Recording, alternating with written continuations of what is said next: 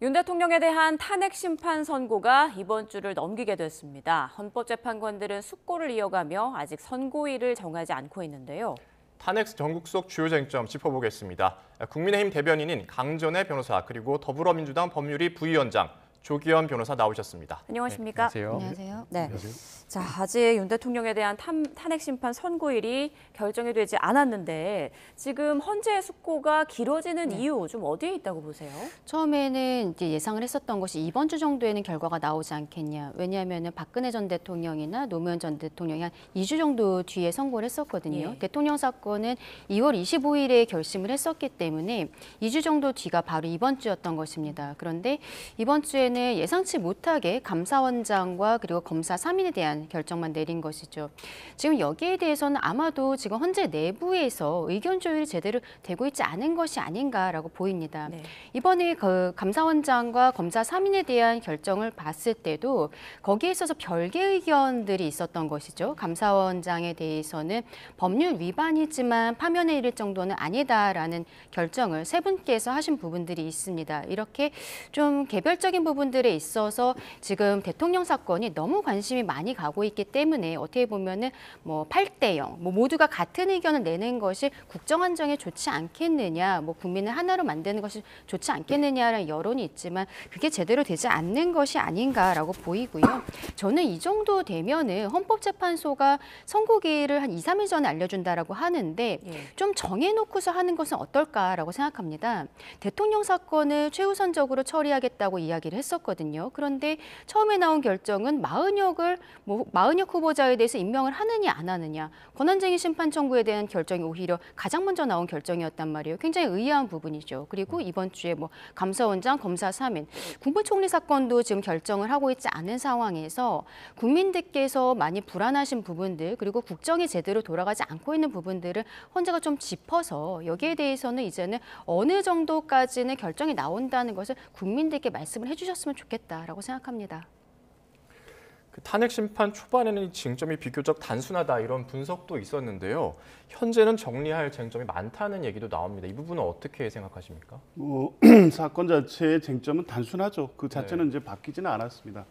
그러니까 탄핵 소추 사유인 비상계엄 선포행위, 포고령 그 발표, 그리고 국회 군대와 경찰을 투입해서 국회를 봉쇄하고 국회 활동을 방해하는 행위, 중앙선관위에 군대 투입한 행위. 이 자체는 간단합니다. 이것의 위헌 위법성에 대해서는 새롭게 뭐 주장하거나 여기에 이견이 제기될 여지는 없기 때문에 이 부분에 대한 의견 일치는 어느 정도 이루어졌을 것으로 보고요. 그러면 그 다음은 파면에 이를 정도의 위헌 위법인지 이 부분 역시 저는 8인의 재판관이 의견을 같이 할 것으로 봅니다. 다만 사건 진행 과정에서 절차 관련된 문제 제기를 윤석열 대통령 측이 계속해 왔습니다. 첫 번째는 소추 사유의 동일성 문제입니다. 그러니까 내란죄를 제외했다고 주장하면서 그러면 소추 사유가 중대하게 변경된 거기 때문에 국회의 재의결을 거쳐야 된다. 국회의 재의결을 하지 않았기 때문에 각하 사유다. 최근에 이제 이 주장을 하고 있는 겁니다. 재판 진행 동안도 계속 이 주장을 했었죠. 이 부분에 대해서는 박근혜 대통령 탄핵 사건 때도 동일한 주장이 있었지만 간단하게 정리하는 게 만만치 않을 겁니다. 워낙 이 부분을 대통령 측이 주장해 왔고 또 국민의힘이나 외부 탄핵에 반대하는 또 이 단체들 계속 주장하고 있기 때문에 이 부분에 대해서 헌법적인 어떤 완결성을 기한 법리 정리가 좀 필요할 거고요. 두 번째는 증거주의, 증거채택 관련해서 형사소송법을 준용하기 때문에 피청구인이 부동의한 증거, 그러니까 수사 자료를 가져다 쓴 것도 위법이다, 절차 위법이다는 주장을 계속 하고 있어서 이 부분 역시 2017년 박근혜 대통령 헌법 이 탄핵 사건에서 정리가 된 사안입니다. 헌법재판과 탄핵재판은 성격이 다르기 때문에 증거채택, 증거법칙을 완화해서 적용하겠다고 했고 이번 역시 동일하게 했는데 이에 대해서도 강력하게 반발하면서 이 절차 위법을 주장하고 있기 때문에 이에 대해서도 지난 박근혜 대통령 탄핵 심판의 결정문에 있던 내용 정도를 원용해서 쓰는 걸로는 부족하다고 판단하기 때문에 이런 부분을 하나하나 정리해가는 일종의 보충 의견들 이런 부분을 정리하는 데 좀 시간이 걸리는 것 같습니다. 앞서 강 변호사께서는 네. 좀 재판관들 사이에서 의견 조율에 어려움이 있지 않을까 이런 말씀을 해주셨어요. 보통 평의를 하고 평결을 하는 걸로 이제 알고 있는데 지금은 좀 어느 단계라고 보면 될까요? 지금 뭐 평결까지 아직 못 간 것이 아닌가라고 보입니다. 예. 평의는 이제 의견을 조율하는 과정이고 이게 조율이 됐을 때 평결로서 이제 결정을 내리는 것인데 지금 단계에 있어서는 앞서 말씀드린 것처럼 감사원장 사건에서 세 분이 별개 의견을 내신 것들이 있어요. 그리고 이진수 방통위원장 사건의 경우에도 기각이 되긴 했습니다만 4대 4로서 팽팽하게 의견이 좀 갈리지 않았습니까? 대통령 사건이기 때문에 박근혜 전 대통령의 경우에서처럼 어떤 좀 일치된 의견을 나오는 것이 국민들을 좀 안정시키고 이런 것에 있어서는 조금 더 유효하다고 판단을 할 수도 있을 것 같은데 지금 내부적으로는 나오는 이야기들은 그렇게 한쪽으로 몰려가지 않는다라는 이야기들이 나오고 있는 것이죠. 여기에 대해서 헌법재판소가 시간이 걸리는 것은 이해가 됩니다. 그리고 특히 지난주에 구속 취소 결정이 중앙지방법원에서 나왔는데 절차적 정당성에 대해서 굉장히 짚은 부분들이 있어요. 근데 헌법재판소의 탄핵심리 과정에 있어서 대통령에 대한 방어권 보장이라든지 그리고 절차적 정당성이 제대로 지켜지고 있는 것인가에 대해서 대통령 측에서도 많은 의문을 제기한 부분들이 있거든요. 그러면 형사사건과 탄핵심판 사건은 별개이기는 합니다만 중앙지법에서의 결정이 신경이 쓰이기는 할 것이다. 그리고 그때 공수처의 수사권 문제가 나오지 않았습니까? 공수처에서의 자료들은 별로 없다라고 지금 헌재에선 이야기하고 있습니다만 그럼에도 불구하고 같은 상황으로 검찰의 그 기록도 마찬가지거든요. 검찰도 경찰과 관련한 사건이기 때문에 거기에 연장선상으로서 내란죄에 대한 수사권이 있는 것이지 내란죄에 대한 직접 수사권은 처음부터 공수처처럼 없었던 거예요. 그러면 여기에 대해서도 조금 더 논의하는 시간들이 필요하지 않았을까라는 생각도 듭니다. 네. 조 변호사님, 헌법재판관들이 전원일치 합의를 위해서 숙고가 길어지고 있다 이런 얘기도 나오는데 이 길어지는 이유는 어떻게 봐야 될까요? 그런 분석도 일견 타당하다고 보는 게요. 네. 다들 얘기하는 바와 같이 이 대통령 파면 사건은 그 자체로서 사안이 굉장히 중대하죠. 더군다나 이미 3번의 선례가 있지만 박근혜 대통령이 파면 결정을 받은 선례도 있고요. 이번 사안은 또 그보다도 더 중대성이 크다고 보는 게 비상계엄 내란이라는 지금까지 87년 민주주의가 완결된 이후에 경험해보지 못하는 이 상황이 있었기 때문에 이 부분에 대해서는 단순하게 8명의 의견을 모아서 기각이냐 인용이냐를 결정하는 이상의 헌법재판소 결정문 자체가 굉장히 중요한 헌법적 의미를 갖게 됩니다. 그러니까 하나하나 일치시켜가는 과정이 굉장히 중요한데 여기에서 의견이 갈릴 경우에 초래될 여러 가지 사회 갈등이나 분열 이런 부분에 대한 고려도 분명히 할 것이고 그리고 사안 자체가 사실은 이 소수 의견으로서 인용 의견이 나오기 기각 의견이 나오기 쉽지 않은데 이제 그래서 8인의 전원 일치 의견이라는 것이 결정문에 다른 어떤 그 별개 의견이나 보충 의견 없는 하나의 결정문에 대한 의견을 모아가는 것 때문에 이제 시간이 걸리는 게 아니라 저는 8인이 어느 정도의 재판관의 의견은 전원 일치의 의견으로 가 있는데 아까 말씀드린 바와 같이 개별 쟁점에 대해서는 약간씩 별개 의견을 달리 가질 수 있습니다. 그러니까 8인 전체의 인용 의견에는 동의를 하지만 나는 이런 부분은 달리 생각한다는 부분 이런 게 기재될 가능성이 있고요. 또 보충 의견으로 예를 들면 절차 위법 관련해서 소추사의 동일성에 대해서 법정 의견인 다수 의견이 이렇게 해서 아무 문제가 없다고 보지만 이런 측면에서 문제될 수 있지만 그래도 나는 결론은 같이 한다. 이런 의견 하나하나 별개 의견, 보충 의견들을 다 완성해가는 과정.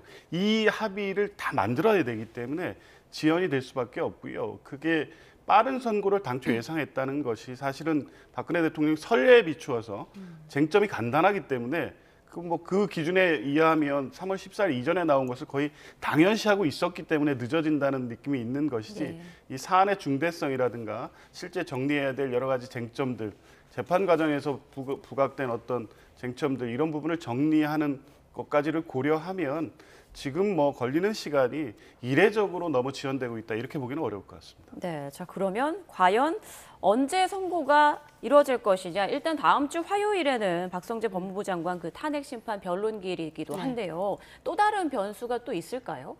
일단은 국무총리 사건에 있어서 먼저 선고를 할 것인가 아니면 이번에 감사원장과 검사 3인처럼 같은 날 선고할 것인가 여기에 대한 쟁점도 있을 것으로 보입니다. 근데 저는 개인적으로는 국무총리 사건에 대해서 먼저 선고를 할 것이라고 보는 게요.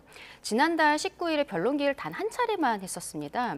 이렇게 뭐 말하자면 쟁점이 간단했던 것이죠. 그때 국회 측에서는 한 기일을 더 열어달라고 했는데 헌법재판관들이 그럴 필요는 없는 것으로 보인다라고 이야기를 했던 것입니다. 근데 독특한 것은 결심을 하면은 그대로 그냥 선고가 나오는 것인데 그 이후에 국회 측에서 국무위원들에 대한 수사 자료들을 좀 받아봤으면 좋겠다라고 신청을 했고 그걸 헌재가 받아줬어요. 이 부분이 법조계에서는 굉장히 좀 독특한 상황입니다. 그런데 헌법재판소에서는 이러한 신청을 받아줬지만 검찰 측에서 수사 중인 자료이기 때문에 줄 수 없다. 그리고 대통령 사건에 이미 들어가 있는 자료다라는 이야기들을 하면서 거부를 한 부분들이 있죠. 그리고 그 이후에 더 진행이 되지는 않는 것으로 알려지고 있는데요. 국무총리에 대한 부분들은 국민의힘 입장에서는 가장 먼저 선고를 해달라고 이야기했던 부분입니다. 국정안정이 최우선이기 때문인 것이죠. 근데 그런 부분들도 있을 것 같아요. 만약에 지금 국무총리 사건에 있어서 기각이 됐을 때 돌아오면은 지금 최근에 그 두 분의 재판관을 임명했던 부분이 과연 유효 적절한 부분이었는가 이 부분도 소급해서 어떤 무효가 돼야 되는 것은 아닌가라는 쟁점들이 또다시 나올 수가 있거든요. 그런데 그런 쟁점들이 나온다고 해도 어쨌든 대통령 사건 이전에 국무총리에 대해서 정리를 해줘야 지금 최성무 경제부총리가 대행을 하고 있는 좀 기형적인 상황, 이 국정의 안정을 위해서는 먼저 돼야 되는 것이 아닌가 그렇게 생각을 합니다. 근데 이제 잠시만요. 그런데 제가 말씀드리는 건 국무총리 사건이 아마 다음 주 정도에는 선고가 나오지 않을까라고 생각을 하는데요. 한 2, 3일 전에는 헌법재판소에서 당사자에게 이야기를 해줍니다. 박지원 의원 같은 경우에는 뭐 14일 날 갑작스럽게 선고하지 않겠느냐라는 이야기도 하지만 지금 뭐 변호인들과 당사자가 출석을 할 수도 있는 부분들이 있고 특히 대통령 사건 같은 경우에는 지금 경찰에서 그 지역 자체를 뭐 진공 상태로 만들겠다라고 이야기하고 있지 않습니까? 준비할 것들이 많기 때문에 2, 3일 전에 나온다고 하면은 지금 국무총리도 그러면 오늘까지 얘기가 없기 때문에 빨라봤자 다음 주 뭐 수요일 정도가 되지 않을까라고 생각을 하는데요. 그러면은 뭐 헌재에서는 붙여서 선고하는 일은 거의 없다라고 이야기를 하는 것을 보면은 다음 주에는 국무총리 사건을 선고를 하고 그리고 그 다음 주경 해서 대통령에 대한 사건들도 이제 마무리가 되지 않을까 결정이 나오게 되지 않을까라고 생각합니다. 다다음 주까지 늦춰질 수도 있다라고 지금 네. 전망을 하시는군요. 네, 조 변호사께서는 어떠세요? 글쎄요, 저는 한덕수 권한대행에 대한 탄핵 심판 사건이 대통령 탄핵 심판 사건의 선고기일을 지정하는데 큰 변수로 삼고 있는 것으로 보지는 않습니다. 그냥 뭐 순서적으로 봐도 한덕수 국무총리에 대한 탄핵 소추 의결이 가장 늦습니다. 빨리 이 선고를 하라고 국민의힘이나 한덕수 총장이 주장하는 이유는 변론기일이 이래밖에 없었고 쟁점이 단순하지 않지 않느냐 이 주장을 하는 건데 사실 그렇지 않습니다. 헌법적으로 굉장히 중요한 그러니까 대통령 권한대행의 탄핵소추 의결 요건을 어떻게 볼 것이냐는 헌법재판에서 지금 대단히 중요한 어떤 결정을 하는 거기 때문에 이런 부분에 대해서 재판관들의 의견을 정리하는 데 시간이 필요한 것도 분명히 있고요. 그리고 최근에 이 증거 신청 그러니까 수사기록 인정 등본 촉탁 신청을 통해서 이 국무위원들 관련된 수사자료 요청을 국회 측에 한 바가 있습니다. 물론 검찰에서 수사 중이라는 이유로 보내지는 않았지만 이제 이 과정도 있었기 때문에 자연스럽게 지체되고 있다고 보면 될 것 같고 오히려 이제 강전혜 변호사님도 말씀을 하셨지만 왜 빨리 한덕수 총리 사건을 선고하라고 주장하느냐. 지금 이 주장이 있는 겁니다. 만약에 대통령 탄핵 전에 한덕수 총리에 대한 탄핵 심판이 기각 결정이 되면 이 한덕수 총리의 직무정지로 최상목 대행이 임명된 후에 이 정계선 조한창을 임명한 행위가 소급해서 무효다 이런 주장을 하면서 또다시 혼란에 빠질 가능성이 높습니다. 물론 이 법률적으로 성립되지는 않는 주장이지만 그 주장을 할 가능성이 높고 그러면 그 이후에 이루어진 탄핵 심판 절차인 윤석열 대통령에 대한 탄핵 심판의 결과를 가지고 또 문제 삼을 가능성이 있기 때문에 헌법재판소가 굳이 이 불필요한 논란을 야기할 수 있는 한덕수 이 총리 사건을 먼저 선고할 리는 없다고 보여지고요. 그냥 순차적으로 이제 진행하고 있는 것일 뿐이고 전체적인 의견 조율 그리고 8인의 어쨌든 일치된 의견을 맞춰가는 과정 외에 늦춰지는 뭐 다른 이유는 없는 것 같습니다. 네, 한편 지난 목요일이죠. 최재해 감사원장과 검사 3인에 대한 탄핵 심판 선고를 두고 후폭풍이 이어지고 있습니다. 먼저 여야 반응부터 듣고 오시죠. 어제 감사원장과 검사 3인에 대한 탄핵 소추가 헌법재판관 전원 일치로 기각되었습니다. 법리는 묻지도 따지지도 않고 오로지 장기간 직무정지를 목적으로 남발된 29번의 탄핵 소추는 모두 국정 파괴 보복 탄핵이자 이재명 방탄 졸속 탄핵이었다는 것이 여실히 드러났습니다. 헌법재판소는 어제 검사 3명의 국회 탄핵 소추에 대해 탄핵 소추권이 남용됐다고 볼 수 없다고 밝혔습니다. 파면에 이를 만큼 중대한 위반이라고 보지는 않았지만 국회가 충분히 탄핵할 만한 사유가 있고 적법하게 이루어졌다는 점을 분명히 한 것입니다. 네, 듣고 오셨지만 결론은 같았지만 여야의 해석은 정반대였습니다. 두 분 의견 어떠십니까? 먼저 강 변호사님부터 말씀해 주시겠어요? 지금 헌법재판소에서는 국회가 탄핵권을 뭐 남용한 것까지는 아니다라는 이야기가 나왔기 때문에 아마 민주당에서는 저렇게 이야기하는 것으로 보입니다. 근데 그것은 남용이라는 단어에 대해서 헌법재판소가 법률적인 해석을 한 부분이라고 생각을 하고요. 우리 국민들께서는 그렇게 받아들이지는 않으실 것 같다라고 생각합니다. 지금 민주당의 계속되는 탄핵으로 인해서 국정이 완전히 마비가 되었던 부분, 대통령은 비상계엄에 이르게 된 경위에 있어서도 그 부분을 짚은 바가 있고 대통령이 짚기 전에도 실상 우리 국민들께서 많은 부분 동의를 하시고 계시다고 저는 생각을 하거든요. 이상민 행안부 장관의 경우에도 과거에 뭐 이태원 참사 이런 부분에 있어서 많은 법조인들이 여기에 대해서 법적인 책임, 탄핵의 파면에까지 이르게 되지는 않을 것이다라는 이야기들이 있었음에도 불구하고 민주당에서는 그래도 누군가 책임져야 되지 않겠느냐라는 논리로서 탄핵을 이르게 되었고 그리고 180일을 꽉 채워서 결정이 나오지 않았습니까? 근데 그 와중에 우리에게 굉장히 큰 호우가 있었어요. 그 재난이 있었는데 우리 대한민국은 국가적 재난 사태에 있어서는 그 컨트롤 타워가 행안부 장관이 되거든요. 근데 그때 행안부 장관이 없는 상황에서 그러한 홍수를 맞게 되었었던 것입니다. 그런 부분에 있어서 민주당에서는 전혀 사과를 하지 않고 있어요. 그때 8대 0으로 그때 이제 9대 0으로서 결정이 나왔음에도 불구하고 민주당은 여전히 같은 논리로서 이야기를 하고 지금도 마찬가지의 이야기를 하는 것입니다. 이것이 위헌은 아니다라는 것이죠. 이재명 대표도 며칠 전에 한 유튜브에 출연을 해서 본인들이 계속적으로 탄핵을 했던 것에 대해서 뭐 적절하다라고 말하기는 어렵지만 그래도 이것은 헌법 위반은 아니지 않느냐라고 이야기를 하고 있습니다. 이런 것들 우리 국민들께서 받아들이실 수 있을까요? 지금까지 본인들이 너무 탄핵을 남발했던 거에 대해서 이거는 정말로 정말 석고대죄를 해야 되는 부분이라고 생각을 하고 그리고 그러한 것이 민주당이 지금 수권정당 하겠다는 것 아니겠습니까? 그런 정당으로서의 적절한 자세가 아닌가라고 생각합니다. 네, 조 변호사님 의견도 들어보죠. 그러니까 뭐 줄탄핵 국정마비 또 이것 때문에 비상계엄을 했다는 주장은 성립될 수 없는 게요. 29번 줄탄핵을 주장하지만 그중에 동일인에 대해서 이 청구된 사건 그러니까 뭐 소추안을 제출했다가 철회된 사건 이런 걸 고려하면 실제 23인에 대한 소추안이 국회에 제출이 됐고요. 그중에 의결이 돼서 직무가 정지된 거는 13건입니다.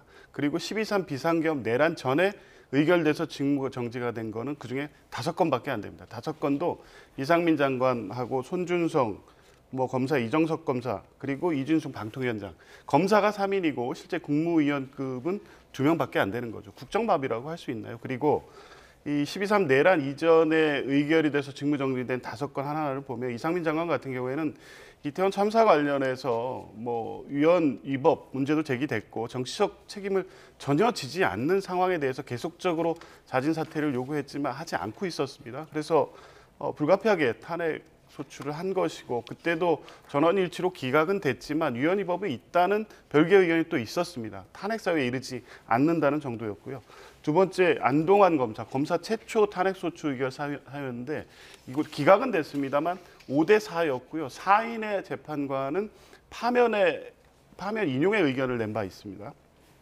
그리고 그 이후에 손준성 검사 같은 경우에는 지금 재판을 받고 있죠. 그래서 탄핵 심판 절차는 정지돼 있긴 한데 1심에서는 실형 선고를 받았습니다. 물론 항소심에서 무죄를 받긴 했지만 중대한 위헌 위법이 있다고 볼 수 있는 거죠. 그리고 이진숙 이 방통위원장 4대4 기각은 맞습니다만 4명의 재판관이 파면 의견을 냈습니다.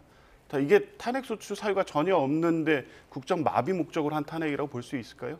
그리고 그 이후에 이뤄진 8건의 탄핵소추 의결은 비상계엄 내란과 관련 있거나 뭐 검사와 관련된 탄핵이기 때문에 국정 마비를 계속시킬 목적으로 불필요한 탄핵을 남발했다. 이 주장은 성립되지 않고요. 그래서 탄핵 심판, 이번에 검사에 대한 탄핵 심판 결정문에서 헌법재판소도 절차가 적법하고 그리고 이 피청구인에 대한 위헌 위법 사유가 어느 정도 소명이 된다고 하면 헌법이나 법률의 어떤 수호 차원에서 탄핵 소추를 할 수 있는 것이고 그것이 소추권의 남용이 아니다. 이런 결정을 기재를 했습니다. 그러니까 국민의힘이나 윤석열 대통령 측이 마치 이틀 전에 탄핵 소추 4건에 대한 기각이 마치 대통령에 대한 지금까지의 탄핵 심판 절차의 위법을 확인해 준 것처럼 주장하는데 전혀 사실이 아닙니다. 네, 그러니까 조 변호사께서는 계엄의 정당성이 인정됐다는 국민의힘 주장이 전혀 맞지 않다 이런 주장을 해주셨는데 여기에 대한 의견을 또 들어볼까요?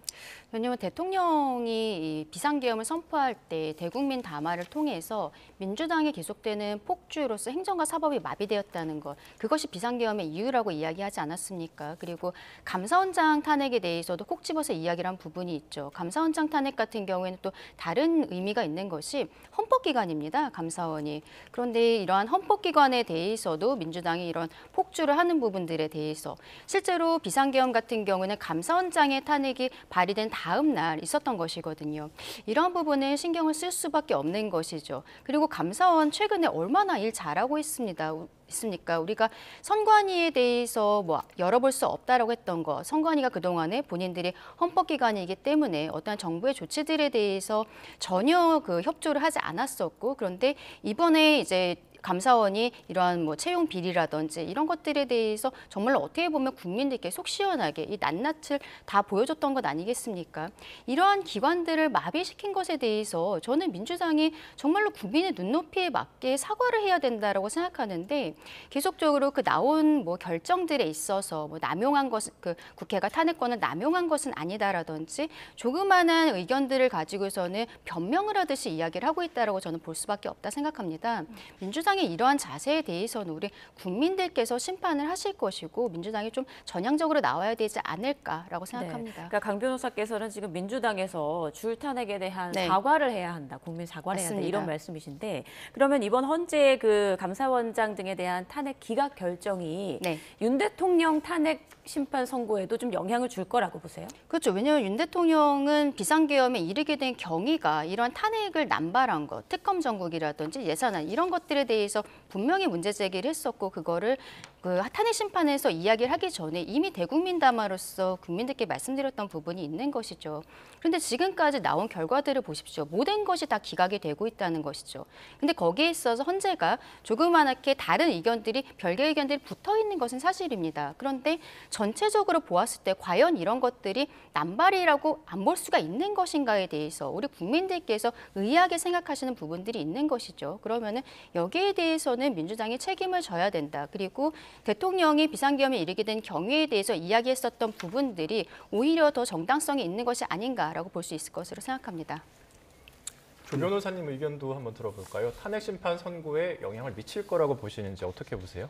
뭐 국민의힘이나 대통령 측이 주장하는 기대에 미치는 영향은 거의 없을 거고요. 네. 아까 지금 언급하는 부분, 그러니까 이 소추권의 남용이 아니다라고 판단한 부분이 저는 미리 쓴 인용 결정문이라고 봅니다.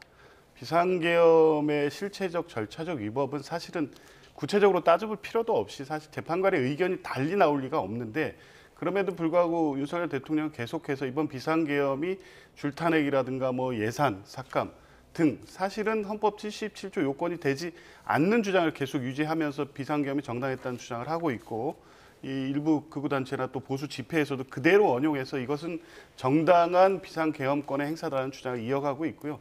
그래서 이제 나가서 계몽령이라는 얘기까지 나오는 거 아닙니까? 근데 이 부분에 대해서는 굳이 뭐 그런 주장을 받아들일 가능성 없다고 보긴 했는데 이 부분 판단, 그러니까 비상계엄이 하는 데 있어서 탄핵이라든가 예산 삭감 등 사실상 국정 마비에 이를 정도의 국가 위기 사태였다. 따라서 비상계엄이 정당하다라는 주장에 대해서 인용 결정문을 쓴다면 이 얘기를 쓸 겁니다. 절차가 적법했고 위헌위법의 소지가 분명히 확인됐고 그러면 이 헌법소 차원에서 탄핵 소추하는 것이 당연하고 그만 파면에 이를 정도의 위헌위법이다. 이렇게 연결시킬 수 있는 내용이 이번 탄핵 사건의 결정문에 들어간 거죠. 그런 측면에서 보면 이 부분을 굳이 왜 언급했을까? 그냥 기각 의견으로 전원일치 의견이 나오고 있고 별개 의견만 넣으면 되는데 소추권 남용을 주장했기 때문에 판단이 필요하긴 했지만 대통령 탄핵 사건에서도 판단해야 될 부분이긴 하기 때문에 이 부분이 언급되고 들어간 부분은 인용 결정에 있어서의 어떤 영향, 이 의미는 분명히 있어 보입니다. 예. 지금 국민의힘에서는 탄핵이 기각되면 그 탄핵 심판 비용을 탄핵 소추안을 발의한 측에서 이제 부담하도록 하는 그 특별법을 당론으로 이제 또 발의했고요. 그런가 하면 민주당에서는 그 현직 대통령 내란 혐의가 확정되면 소속 정당이 정당 해산 심판을 받도록 하는 법안을 또 추진한다고 하는데 일단 국민의힘에서는 계속 추진하는 거죠? 이 내용 좀 설명해 주시죠. 네, 맞습니다. 지금 일단은 지금까지 그 줄탄핵을 하는 과정에 있어서 변호사 비용이라든지 이런 것들이 한 4억 6천만 원 정도가 들어갔다라고 드러나고 있는 것입니다. 그런데 여기에 대해서는 어쨌든 법상으로 국회에서 가지고 있는 권한이기 때문에 우리 국민의 혈세로서의 변호사 비용들을 지급을 하게 되는 것이죠. 근데 여기에 대해 지금 모든 것이 다 기각이 되고 있음에도 불구하고 아무도 이 예산에 대해서 사과를 한다거나 이런 것들도 전혀 없는 상황입니다. 그런데 이제 피소추인, 그러니까 지난번에 이준석 방통위원장이 여기에 대해서 문제 제기를 한 부분이 있는데요. 본인은 개인 돈으로서 변호사를 쓴다는 거예요. 지금 대통령도 마찬가지입니다. 근데 탄핵이 기각되었을 때 그 비용을 보전받을 수가 없는 거죠.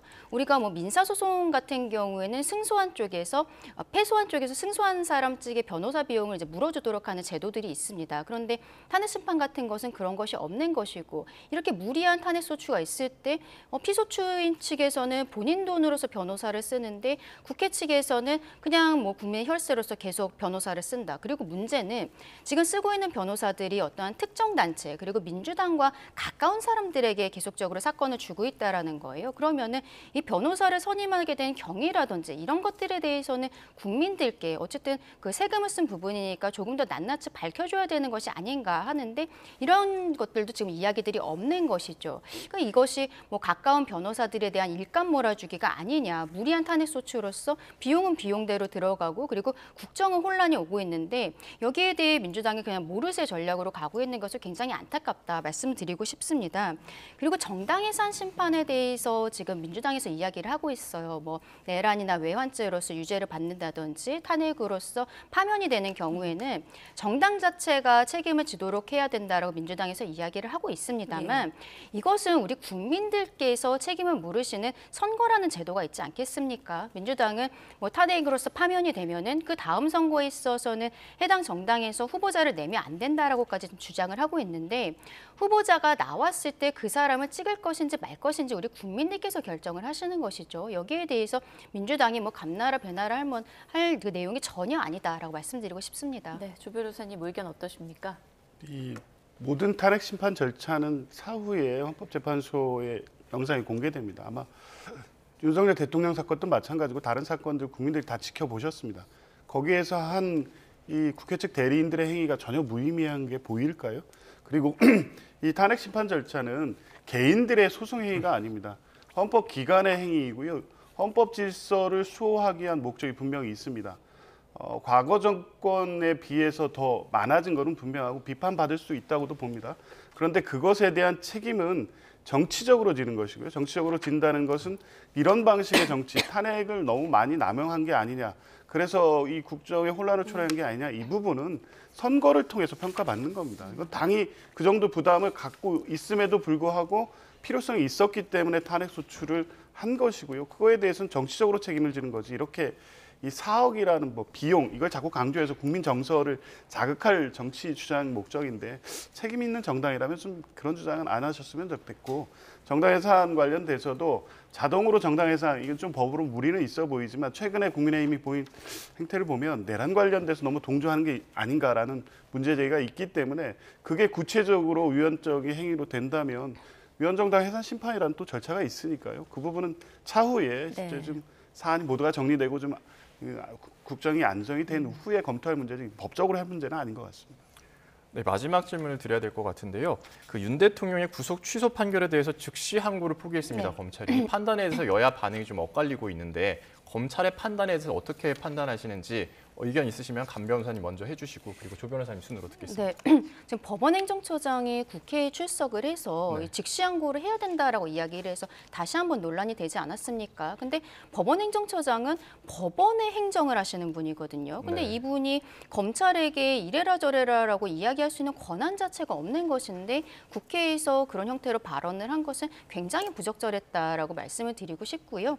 지금 여기에 대해서는 저는 당연한 것이라고 생각합니다. 왜냐하면 그 이전에 구속 집행정지 사건이라든지 이런 것에 있어서 영장주의의 위배였었다라는 거예요. 이러한 헌법재판소의 결정은 말하자면 법원의 판단이 있었던 것이죠. 그 지난주 금요일에 석방을 하라고 대통령의 구속 취소 결정을 법원이 내렸는데 네. 검찰에서 직시항고 기간이 지금 현행 법상으로서 7일을 한 기간이 있으면 그동안에 임의적으로 구속 기간을 늘릴 수 있다라는 거죠. 그게 검찰의 판단이 법원의 판단보다 우선할 수 있기 때문에 그게 위헌이라는 겁니다.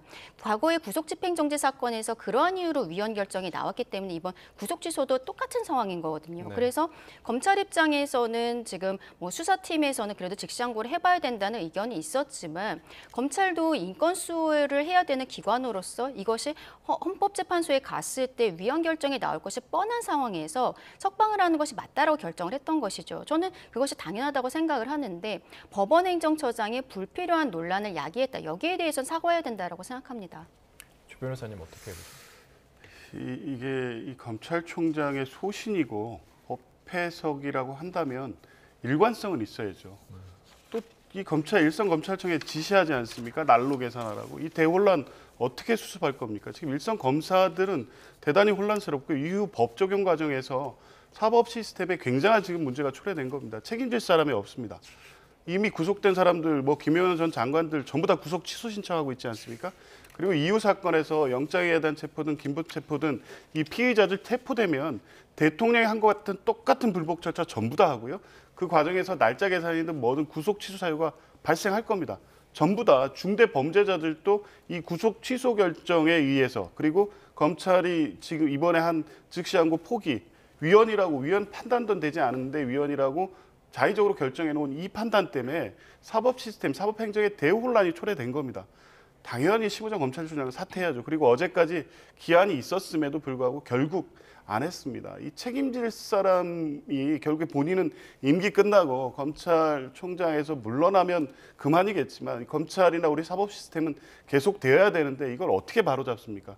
본안에서 바로잡겠다고 하는데 이미 구속 취소돼서 석방된 윤석열 이 피고인 문제를 어떻게 해결할 수 있죠? 본안에서는 그것이 위법했냐 적법했냐를 그냥 다툴 뿐이지 이미 석방된 윤석열 대통령의 신변에 대한 다른 조치가 불가능합니다. 물론 이 탄핵 심판 결과에 따라서 추가적인 수사를 통해서 재구속 이런 여지는 분명히 있습니다만 지금 심우정 총장이 얘기하는 것처럼 본안에서 다툰다는 것은 아무것도 하지 않겠다는 거하고 똑같기 때문에 매우 무책임한 태도를 보이고 있고요. 이후의 수습 문제는 별개로 심우정 검찰총장은 이 부분에 대해서 적어도 책임지고 사퇴해야 된다고 봅니다. 네, 지금 여러 사안으로 전국이 참 혼란스럽고 또 오늘 또 도심 곳곳에서 대규모 탄핵 찬반 집회가 열린다고 하는데 불상사 없기를, 충돌 없기를 간절히 또 바라보겠습니다. 지금까지 강전의 변호사 조기현 변호사와 함께했습니다. 두 분 고맙습니다. 감사합니다.